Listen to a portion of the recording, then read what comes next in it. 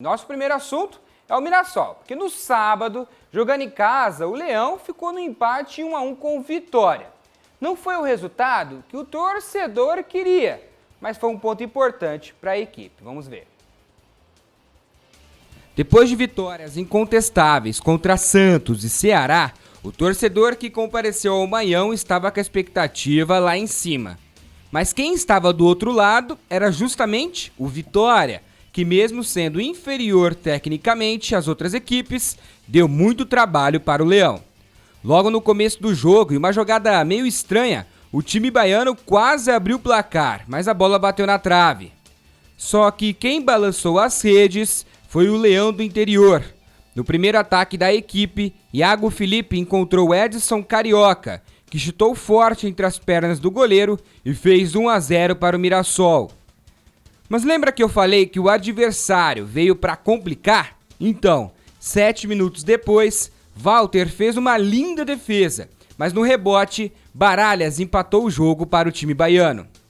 Um gol que pareceu abalar a equipe. Os mandantes quase marcaram de novo em uma jogada de escanteio, mas o goleiro Lucas Arcanjo salvou. O Vitória continuava chegando com perigo. Renato Kaiser acertou essa bola na trave. Mesmo assim, as equipes foram para o intervalo em igualdade. A gente estava conversando ali dentro do campo, principalmente quando a gente fez o gol, eu acho que a gente poderia ter ajustado melhor. E aí a gente primeiro ter organizado mais atrás para poder saltar. E a gente já estava querendo saltar antes de organizar.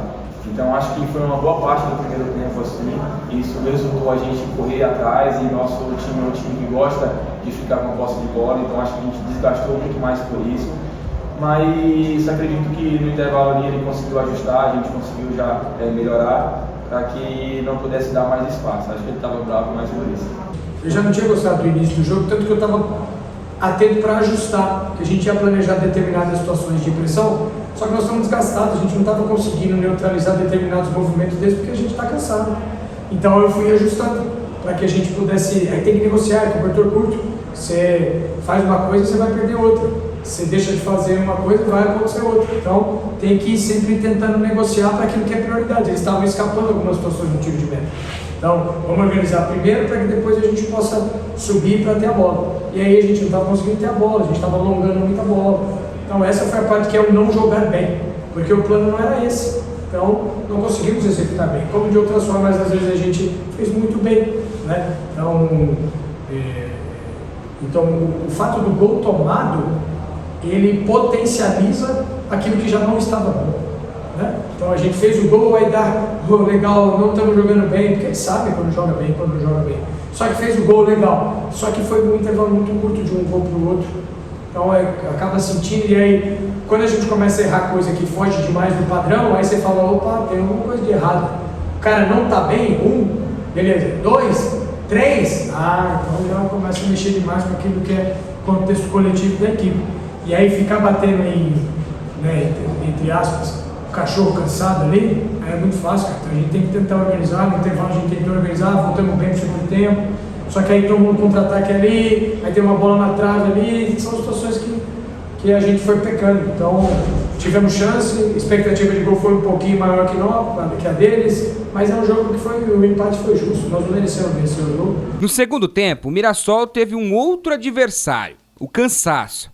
A equipe disputava o 4º jogo em 10 dias e o desgaste físico era visível nos jogadores. Mesmo assim, o time ainda conseguiu chegar com perigo em algumas chances. No gol, Walter fez boas defesas, como essa, praticamente a queima-roupa. E o placar permaneceu o mesmo no primeiro tempo, 1-1.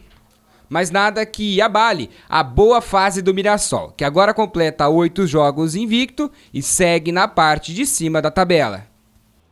É isso aí, um resultado muito importante para o Mirassol. E até um outro assunto que a gente perguntou ao Rafael Guanais foi sobre a exposição que o Mirassol tem recebido nos últimos dias. Um exemplo foi um jornal da Espanha, que colocou a equipe como sensação do futebol brasileiro. E o nosso questionamento foi se ele tem conversado com os jogadores e se ele também tem trabalhado o mental com eles. Olha, o professor deu um show na resposta. Vamos ouvir. Então não teve nenhuma alteração em relação a tudo que a gente vem fazendo desde o começo do campeonato, desde o jogo pré-Santos, desde o do pré-Grêmio, nada. Então, mas é um fator importante.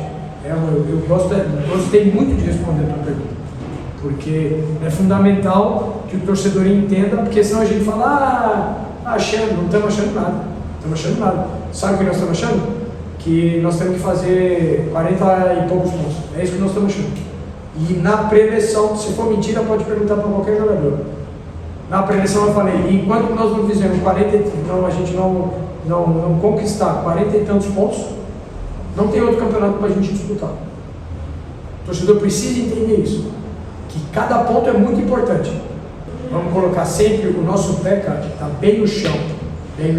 Pode elogiar o AS, pode elogiar o New York Times, pode falar o que quiser do Mirassol. Nós vamos continuar trabalhando com muita humildade para conquistar os 40 e tantos pontos que a gente precisa para permanecer na divisão. É isso aí. Agora o professor vai ter uma semana de descanso para jogar contra o Vasco no próximo sábado, às 6h30 da tarde. A gente vai trazer a preparação da equipe nessa semana com esse grande jogo muito importante na luta e nos objetivos do Mirassol.